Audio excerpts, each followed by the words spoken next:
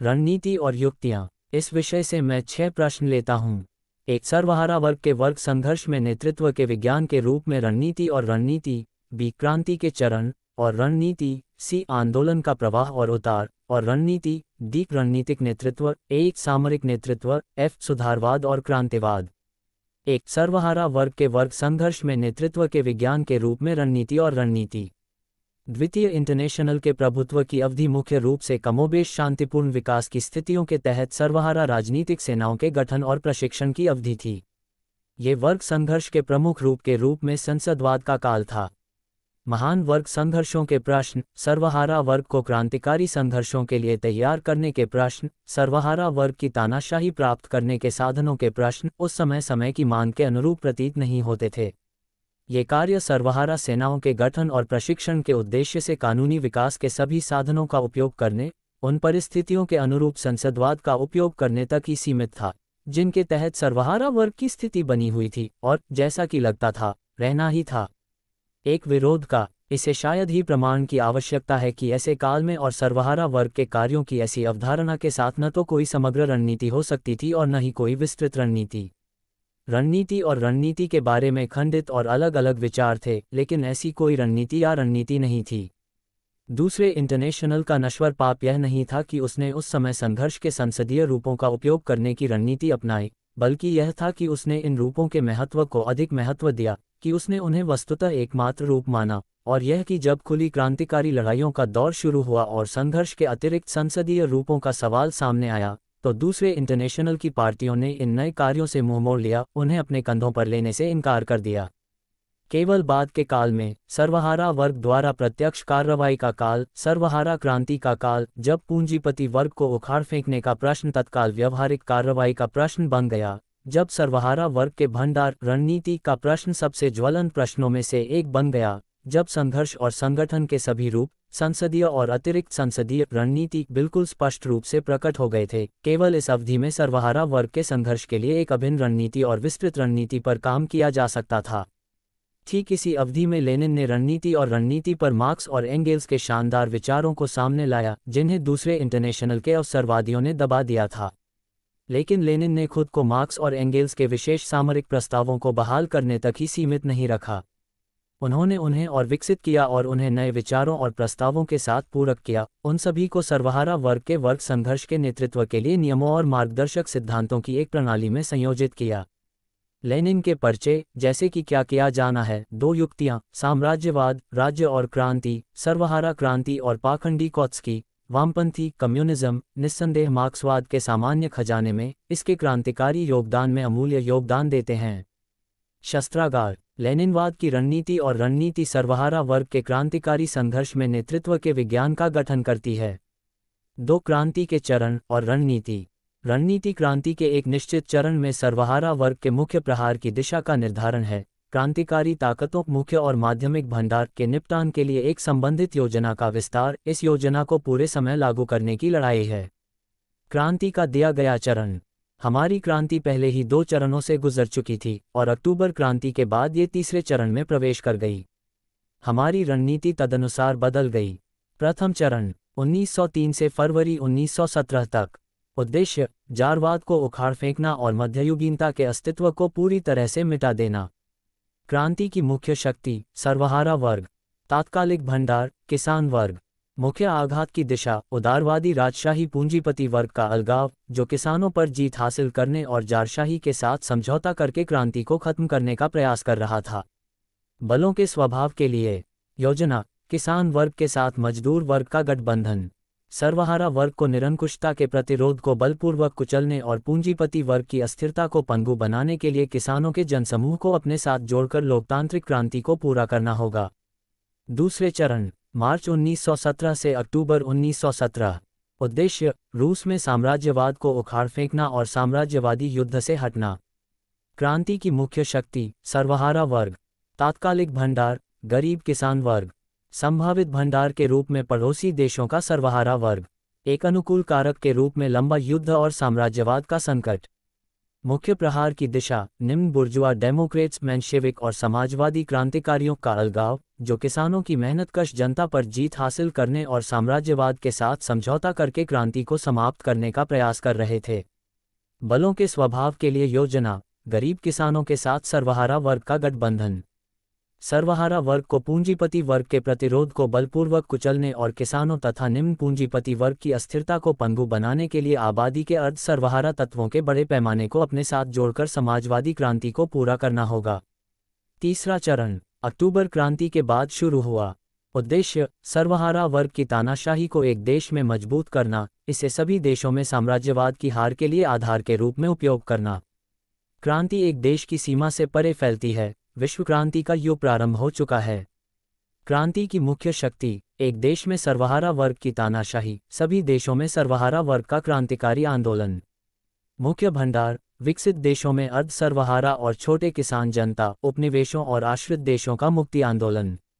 मुख्य आघात की दिशा, निम्न बुर्जुआ लोकतंत्रवादियों का अलगाव, दूसरे इंटरनेशनल की पार्टियों का अलगाव, जो साम्राज्यवाद के साथ समझौते की नीति का मुख्य समर्थन है। बलों के स्वभाव के लिए योजना, उपनिवेशों और आश्रित देशों में मुक्ति आंदोलन के साथ सर्वहारा क्रांति का गठबंधन। रणनीति क्रांति की मुख्य ताकतों और उनके भंडार से संबंधित है। ये क्रांति के एक चरण से दूसरे चरण में जाने के साथ बदलता है, लेकिन किसी दिए गए चरण के दौरान मूल रूप से अपरिवर्तित रहता है। 3. आंदोलन का प्रवाह और उतार और रणनीति।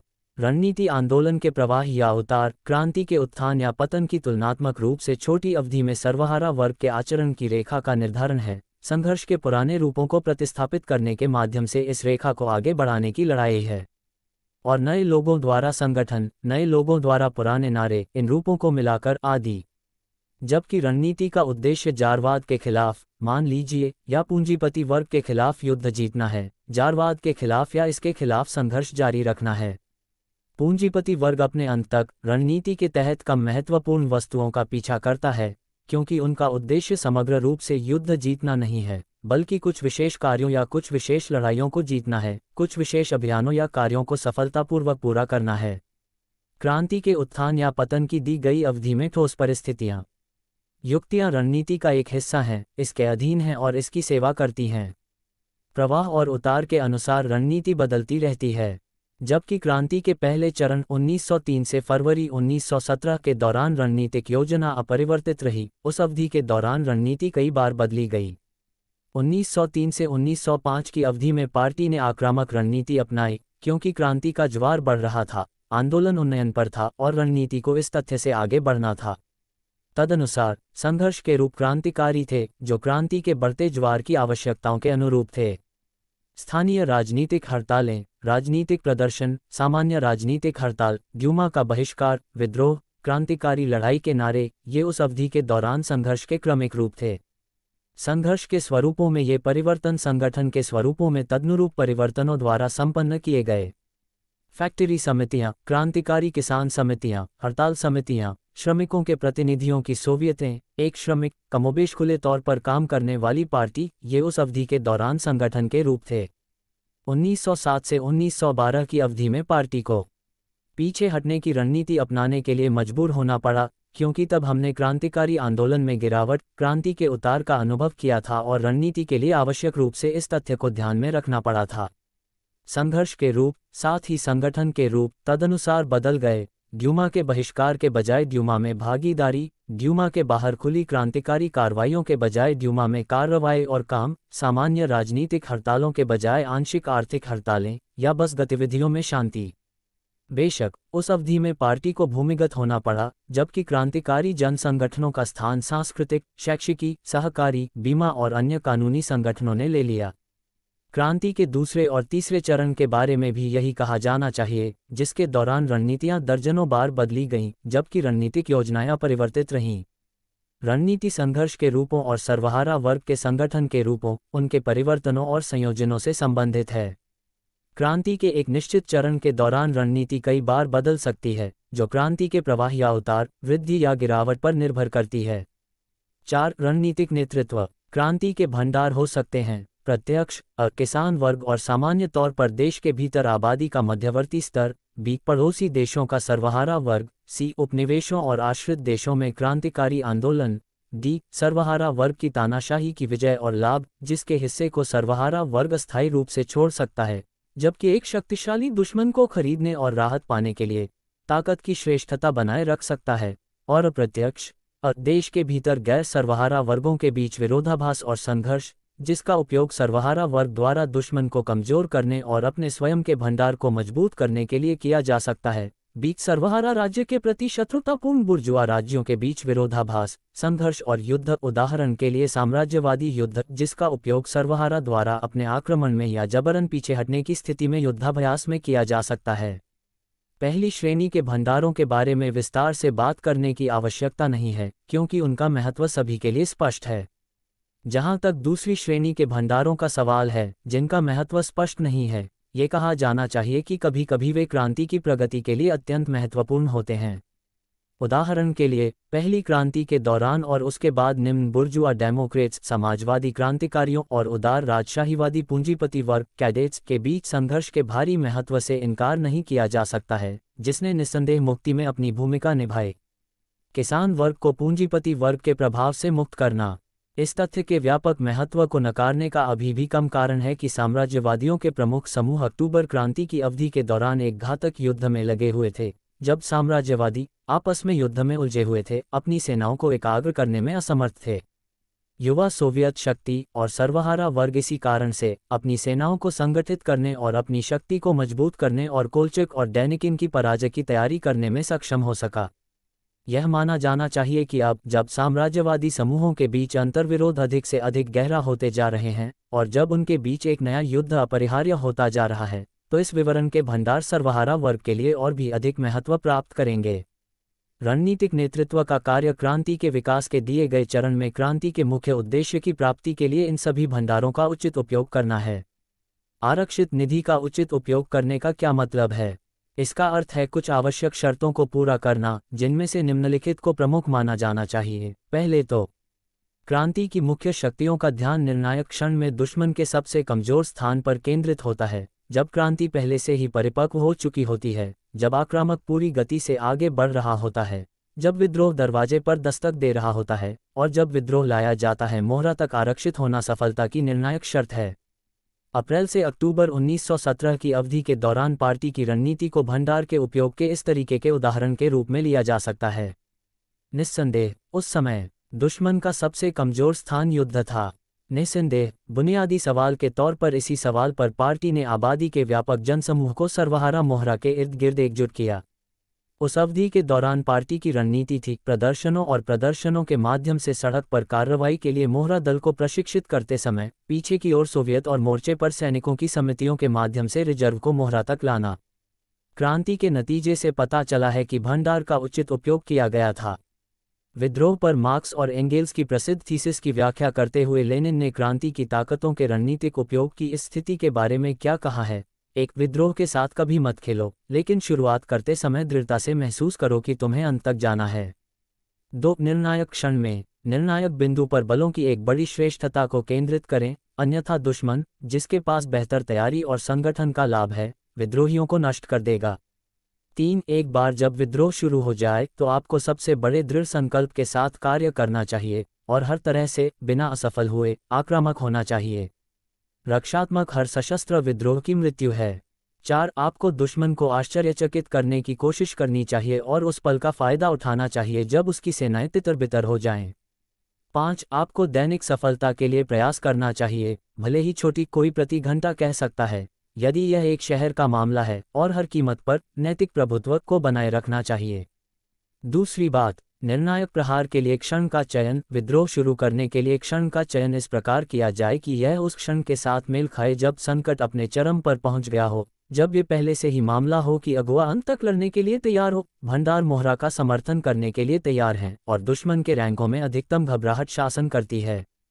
लेनिन कहते हैं, निर्णायक लड़ाई को पूरी तरह से परिपक्व माना जा सकता है यदि 1, हमारे प्रति शत्रुतापूर्ण सभी वर्ग ताकतें पर्याप्त रूप से उलझ गई हैं, पर्याप्त रूप से आपस में भिड़ गई हैं, एक ऐसे संघर्ष में खुद को पर्याप्त रूप से कमजोर कर लिया है जो उनकी ताकत से परे है। यदि 2, सभी ढुलमुल अस्थिर मध्यवर्ती तत्व, क्षुद्र बुर्जुआ डेमोक्रेट, जो कि पूंजीपति वर्ग से अलग हैं, ने खुद को लोगों की नज़रों में पर्याप्त रूप से उजागर कर दिया है, अपने व्यावहारिक दिवालियापन के माध्यम से खुद को पर्याप्त रूप से अपमानित किया है। यदि 3 सर्वहारा वर्ग के बीच पूंजीपति वर्ग के खिलाफ सबसे दृढ़, सर्वोच्च साहसिक, क्रांतिकारी कार्रवाई का समर्थन करने के पक्ष में एक जनभावना पैदा हुई है और तेजी से बढ़ने लगी है, तो क्रांति वास्तव में परिपक्व है। फिर वास्तव में अगर हमने सही ढंग से अनुमान लगाया है ऊपर बताई गई सभी स्थितियां, और यदि हमने सही समय चुना है, तो हमारी जीत सुनिश्चित है। जिस तरह से अक्टूबर विद्रोह को अंजाम दिया गया उसे ऐसी रणनीति के एक मॉडल के रूप में लिया जा सकता है। इस स्थिति का पालन करने में विफलता गति की हानि नामक एक खतरनाक त्रुटि की ओर ले जाती है, जब पार्टी आंदोलन में पिछड़ जाती है या उससे बहुत आगे निकल जाती है, जिससे विफलता का खतरा पैदा हो जाता है। इस तरह की गति की हानि का एक उदाहरण कि कैसे विद्रोह के लिए क्षण नहीं चुना जाना चाहिए, हमारे साथियों के एक वर्ग द्वारा सितंबर 1917 में डेमोक्रेटिक कॉन्फ्रेंस को गिरफ्तार करके विद्रोह शुरू करने के प्रयास में देखा जा सकता है। जब डगमगा रहा था सोवियत संघ में यह अभी भी स्पष्ट था, जब मोर्चे पर सेनाएं अभी भी चौराहे पर थीं, जब भंडार अभी तक मोहरा तक नहीं लाया गया था। तीसरा, अपनाए गए मार्ग का अविचल अनुसरण, चाहे लक्ष्य की ओर जाने वाले मार्ग में कितनी भी कठिनाइयां और जटिलताएं क्यों न आएं। यह इसलिए आवश्यक है ताकि अगुआ दल संघर्ष के मुख्य लक्ष्य से न चूक जाए और जनता उस लक्ष्य की ओर बढ़ते समय और अगुआ के चारों ओर एकजुट होने का प्रयास करते समय सड़क से भटक न जाए। इस स्थिति का पालन करने में विफलता एक गंभीर त्रुटि की ओर ले जाती है, जिसे नाविकों द्वारा अपना धैर्य खोने के रूप में जाना जाता है।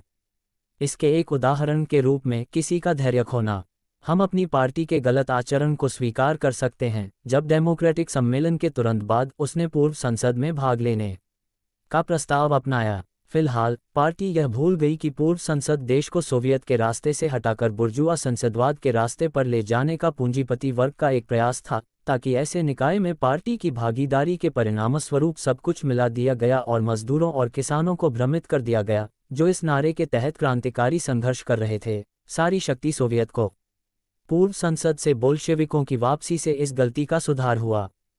चौथा, जब दुश्मन मजबूत हो, जब पीछे हटना अपरिहार्य हो, जब दुश्मन द्वारा हम पर थोपी गई लड़ाई को स्वीकार करना हो, तो उचित वापसी की दृष्टि से भंडार का उपयोग करना स्पष्ट रूप से नुकसानदेह है। जब बलों के दिए गए संबंध के साथ पीछे हटना ही एकमात्र रास्ता बन जाता है मोहरा के खिलाफ हमले से बचने और बाद के लिए भंडार बनाए रखने के लिए। लेनिन कहते हैं, क्रांतिकारी दलों को अपनी शिक्षा पूरी करनी होगी। उन्होंने हमला करना सीख लिया है, अब उन्हें यह महसूस करना होगा कि इस ज्ञान को इस ज्ञान के साथ पूरक किया जाना चाहिए कि कैसे ठीक से पीछे हटना है।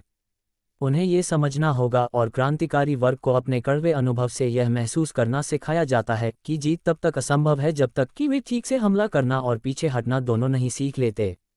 इस रणनीति का उद्देश्य दुश्मन को बाधित करने के लिए समय प्राप्त करना और बाद में आक्रामक होने के लिए ताकत जमा करना है। ब्रेस्ट शांति पर हस्ताक्षर को इस रणनीति के एक मॉडल के रूप में लिया जा सकता है, क्योंकि इससे पार्टी को समय प्राप्त करने, साम्राज्यवादियों के शिविर में संघर्षों का लाभ उठाने, दुश्मन की ताकतों को बाधित करने, समर्थन बनाए रखने में मदद मिली। किसानों का और कोलचाक और डेनिकिन के खिलाफ हमले की तैयारी के लिए सेना जमा करना।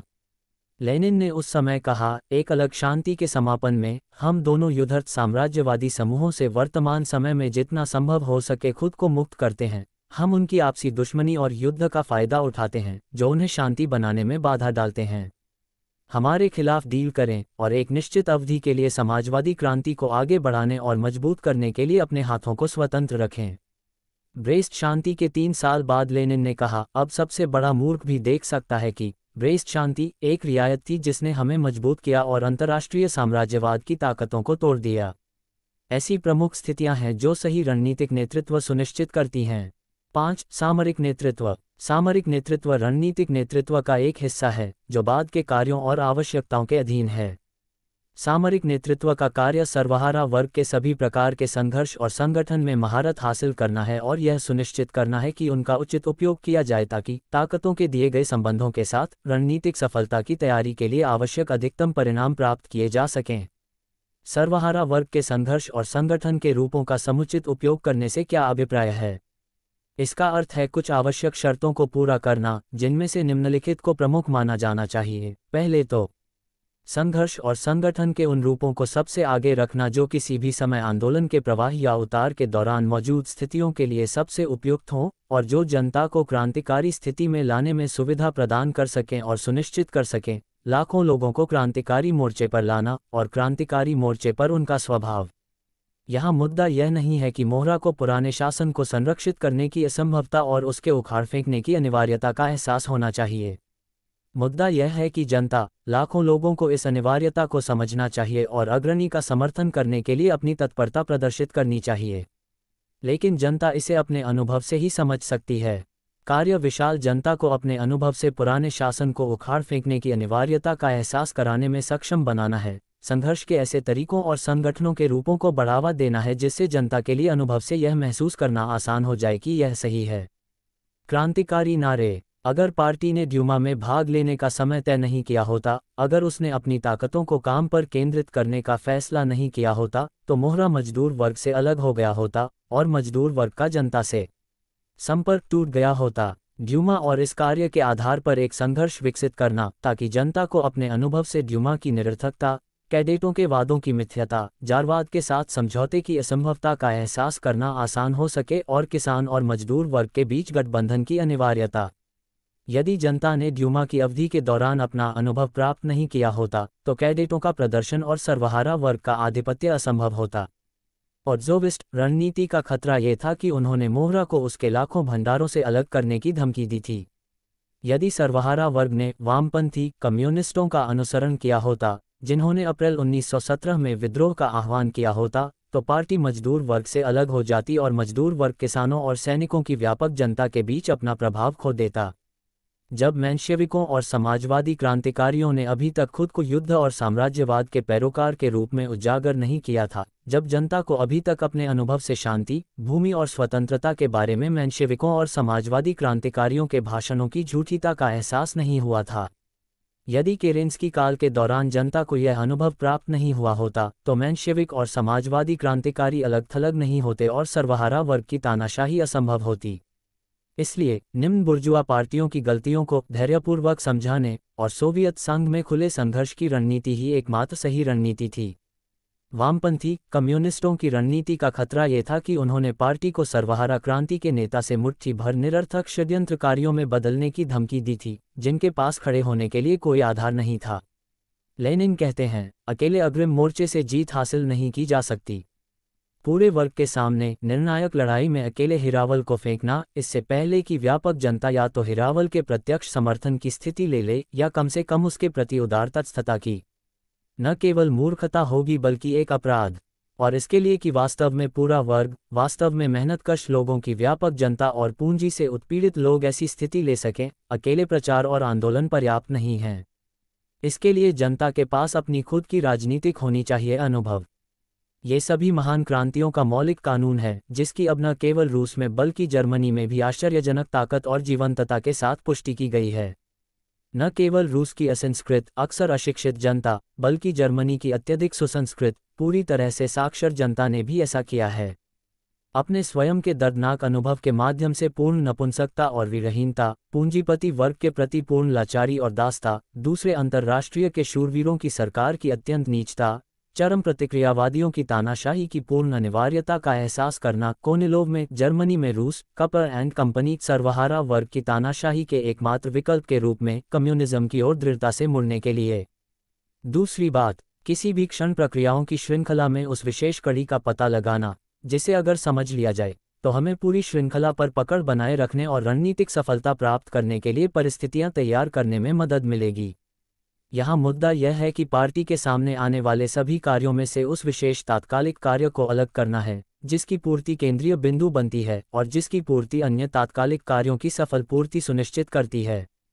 इस थीसिस के महत्व को दो उदाहरणों से स्पष्ट किया जा सकता है, जिनमें से एक सुदूर अतीत पार्टी के गठन की अवधि से लिया जा सकता है और दूसरा तत्काल वर्तमान एनईपी की अवधि से लिया जा सकता है। पार्टी के गठन के दौर में, जब असंख्य मंडल और संगठन अभी तक एक साथ नहीं जुड़े थे, जब मंडलियों का नौसिखियापन और संकीर्ण दृष्टिकोण पार्टी को ऊपर से नीचे तक कमजोर कर रहा था, जब वैचारिक भ्रम पार्टी की चारित्रिक विशेषता थी, पार्टी के आंतरिक जीवन की कड़ियों की श्रृंखला में मुख्य कड़ी और कार्यों की श्रृंखला में तब पार्टी से मुकाबला करने वाला मुख्य कार्य एक अखिल रूसी अवैध समाचार पत्र इस्क्रा की स्थापना साबित हुआ।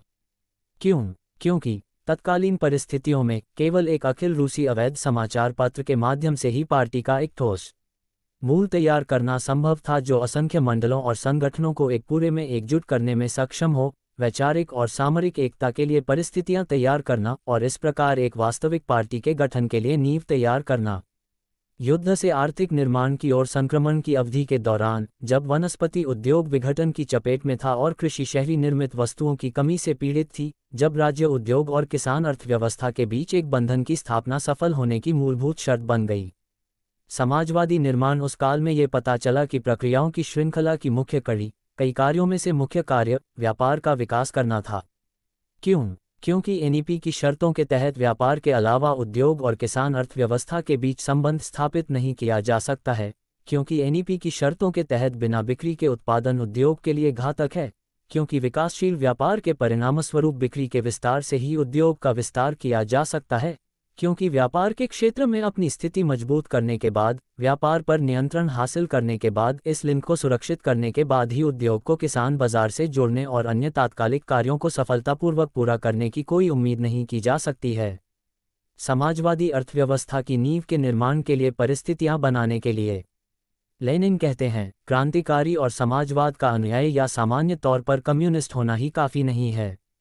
व्यक्ति को प्रत्येक विशेष क्षण में श्रृंखला में उस विशेष लिंक को खोजने में सक्षम होना चाहिए जिसे पूरी श्रृंखला पर पकड़ बनाए रखने और अगले लिंक में संक्रमण के लिए दृढ़ता से तैयार करने के लिए उसे अपनी पूरी ताकत से पकड़ना चाहिए। वर्तमान समय में ये कड़ी उचित राज्य विनियमन दिशा के तहत आंतरिक व्यापार का पुनरुद्धार है। व्यापार वह 1921 में हमारे समाजवादी निर्माण के संक्रमणकालीन रूपों में घटनाओं की ऐतिहासिक श्रृंखला में लिंक है जिसे हमें अपनी पूरी ताकत से समझना चाहिए। ऐसी प्रमुख स्थितियां हैं जो सही सामरिक नेतृत्व सुनिश्चित करती हैं। 6. सुधारवाद और क्रांतिवाद। क्रांतिकारी रणनीति और सुधारवादी रणनीति के बीच क्या अंतर है? कुछ लोग सोचते हैं कि लेनिनवाद सुधारों का विरोध करता है, समझौतों और सामान्य तौर पर समझौतों का विरोध करता है। ये बिल्कुल गलत है। बोल्शेविक किसी भी अन्य व्यक्ति की तरह जानते हैं कि एक निश्चित अर्थ में हर छोटी मदद करता है कि कुछ शर्तों के तहत सामान्य रूप से सुधार और विशेष रूप से समझौते आवश्यक और उपयोगी होते हैं।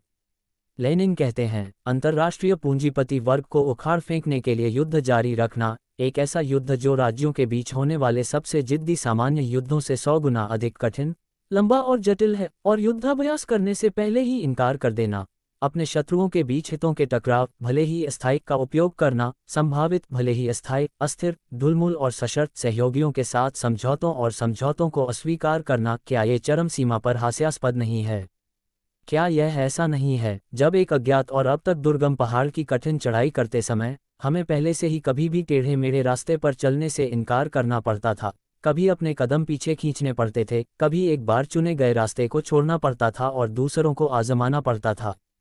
जाहिर है, इसलिए ये सुधारों या समझौतों और समझौतों का मामला नहीं है, बल्कि लोगों द्वारा सुधारों और समझौतों का उपयोग करने का मामला है।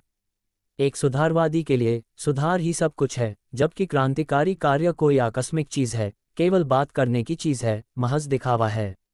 इसीलिए बुर्जुआ शासन की स्थितियों में सुधारवादी रणनीति के साथ सुधार अनिवार्य रूप से उस शासन को मजबूत करने के एक उपकरण, क्रांति को विघटित करने के एक उपकरण में बदल जाते हैं। इसके विपरीत, एक क्रांतिकारी के लिए मुख्य बात क्रांतिकारी कार्य है, न कि सुधार, उनके लिए सुधार क्रांति का उपउत्पाद है। इसीलिए बुर्जुआ शासन की परिस्थितियों में क्रांतिकारी रणनीति के साथ सुधार स्वाभाविक रूप से क्रांति को मजबूत करने के एक साधन में, क्रांतिकारी आंदोलन के आगे के विकास के लिए एक मजबूत बिंदु में बदल जाते हैं। क्रांतिकारी एक सुधार को स्वीकार करेगा ताकि इसे कानूनी काम के साथ अवैध काम के संयोजन में सहायता के रूप में उपयोग किया जा सके, ताकि इसकी आड़ में पूंजीपति वर्ग को उखाड़ फेंकने के लिए जनता की क्रांतिकारी तैयारी के लिए अवैध काम को तेज किया जा सके। साम्राज्यवाद की परिस्थितियों में सुधारों और समझौतों का क्रांतिकारी उपयोग करने का यही सार है। इसके विपरीत, सुधारवादी सभी अवैध कार्यों को त्यागने, क्रांति के लिए जनता की तैयारी को विफल करने और प्रदत्त सुधारों की छाया में आराम करने के लिए सुधारों को स्वीकार करेंगे। यही सुधारवादी रणनीति का सार है। साम्राज्यवाद की परिस्थितियों में सुधारों और समझौतों के संबंध में यही स्थिति है। हालांकि साम्राज्यवाद को उखाड़ फेंकने के बाद सर्वहारा वर्ग की तानाशाही के तहत स्थिति कुछ हद तक बदल जाती है। कुछ शर्तों के तहत एक निश्चित स्थिति में सर्वहारा शक्ति खुद को अस्थायी रूप से चीजों के मौजूदा क्रम के क्रांतिकारी पुनर्निर्माण का रास्ता छोड़ने और अपने क्रमिक परिवर्तन का रास्ता अपनाने के लिए मजबूर कर सकती है, जैसा कि लेनिन कहते हैं, सुधारवादी रास्ता। उनके सुप्रसिद्ध लेख सोने का महत्व में इन वर्गों को विघटित करने के लिए, क्रांति को विराम देने के लिए, अपनी ताकतों को पुनः प्राप्त करने के लिए गैर सर्वहारा वर्गों के लिए फ्लैंकिंग आंदोलनों, सुधारों और रियायतों का मार्ग बताया गया है। एक नए आक्रमण के लिए परिस्थितियां तैयार करें। इस बात से इनकार नहीं किया जा सकता कि एक तरह से यह एक सुधारवादी रास्ता है, लेकिन ये ध्यान में रखना होगा कि यहाँ एक बुनियादी अंतर है जो इस तथ्य में निहित है कि इस मामले में सुधार सर्वहारा शक्ति से उत्पन्न होता है। ये सर्वहारा शक्ति को मजबूत करता है, यह उसके लिए आवश्यक राहत प्राप्त करता है। इसका उद्देश्य है विघटित हो, क्रांति नहीं, बल्कि गैर सर्वहारा वर्ग। ऐसी परिस्थितियों में एक सुधार इस प्रकार इसके विपरीत में बदल जाता है।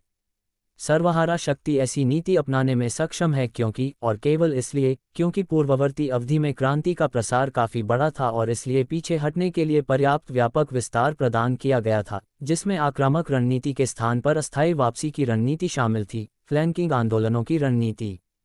इस प्रकार, जबकि पहले बुर्जुआ शासन के तहत सुधार क्रांति का उपउत्पाद थे, अब सर्वहारा वर्ग की तानाशाही के तहत सुधारों का स्रोत सर्वहारा वर्ग के क्रांतिकारी लाभ हैं। सर्वहारा वर्ग के हाथों में संचित भंडार इनमें से हैं लाभ। लेनिन कहते हैं, केवल मार्क्सवाद ने ही क्रांति के साथ सुधारों के संबंध को सटीक और सही ढंग से परिभाषित किया है। हालांकि मार्क्स इस संबंध को केवल एक पहलू से ही देख पाए थे, अर्थात किसी मौजूदा स्थायी और स्थायी जीत से पहले की स्थितियों के तहत सर्वहारा वर्ग का, यदि केवल एक ही देश में, उन परिस्थितियों में उचित संबंधों का आधार था। सुधार सर्वहारा वर्ग के क्रांतिकारी वर्ग संघर्ष का उपउत्पाद हैं। सर्वहारा वर्ग की जीत के बाद, यदि केवल में एक ही देश में सुधारों और क्रांति के बीच संबंध में कुछ नया प्रवेश करता है, सिद्धांत रूप में ये पहले जैसा ही है, लेकिन रूप में परिवर्तन होता है, जिसे मार्क्स स्वयं नहीं देख सकते थे, लेकिन जिसे केवल के आधार पर ही सराहा जा सकता है। मार्क्सवाद का दर्शन और राजनीति। जीत के बाद जबकि अंतर्राष्ट्रीय स्तर पर अभी भी उपोत्पाद बनी हुई है वे, यानी सुधार JST, इसके अलावा उस देश के लिए है जिसमें जीत हुई है, हासिल किया गया है, उन मामलों में एक आवश्यक और वैध राहत, जब प्रयास के अत्यधिक प्रयास के बाद ये स्पष्ट हो जाता है कि इस या उस संक्रमण की क्रांतिकारी उपलब्धि के लिए पर्याप्त ताकत की कमी है। जीत ऐसी ताकत का भंडार तैयार करती है कि मजबूरी में पीछे हटने पर भी भौतिक और नैतिक रूप से टिके रहना संभव है।